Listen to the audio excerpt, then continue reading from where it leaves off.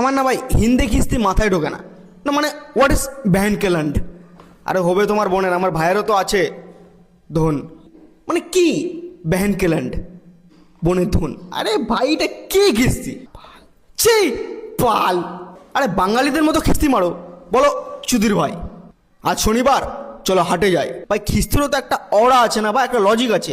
সামনের ছেলেকে যদি বলো তুমি ভ্যানকেল্যান্ড, বাল খারাপ লাগবে, ওর কিছু মনেই হবে না। ওকে যদি বলো খাঙ্কির ছেলে, তোমার ভিতরের যে উত্তেজিত ভাষাটা যেটা বেরোতে যাচ্ছে সেটা তোকে সুরের বাচ্চা কুত্তার বাচ্চা বলে বেরোবে না।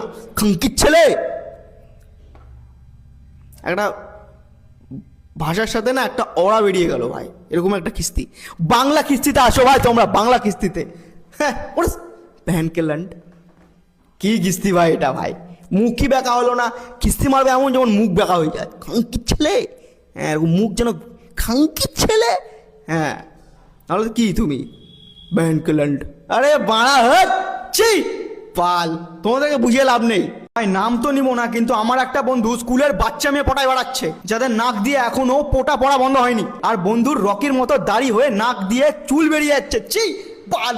নতুন বাইক কিনে গার্লস স্কুলে টিপ মেরে বেড়াচ্ছে, 10টা থেকে 11টা, 3টা থেকে 4টা, যখন তখন গার্লস স্কুলের সামনে ছ্যাঁচড়ার মতো পড়ে আছে। কিন্তু হাসি তো তখন লাগে যখন ওই স্কুলের বাচ্চা মেয়েটা আমার বন্ধুকে বেবি বলে ডাকে।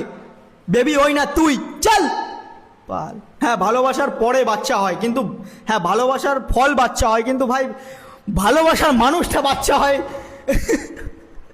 আমি পাগল হয়ে যাবো পাল, ভিডিও সব ছেড়ে দেবো আমি। বাল ছাল বন্ধুদের চক্করে আমি পাগলা চোদা হয়ে গেলাম। সেই পাল।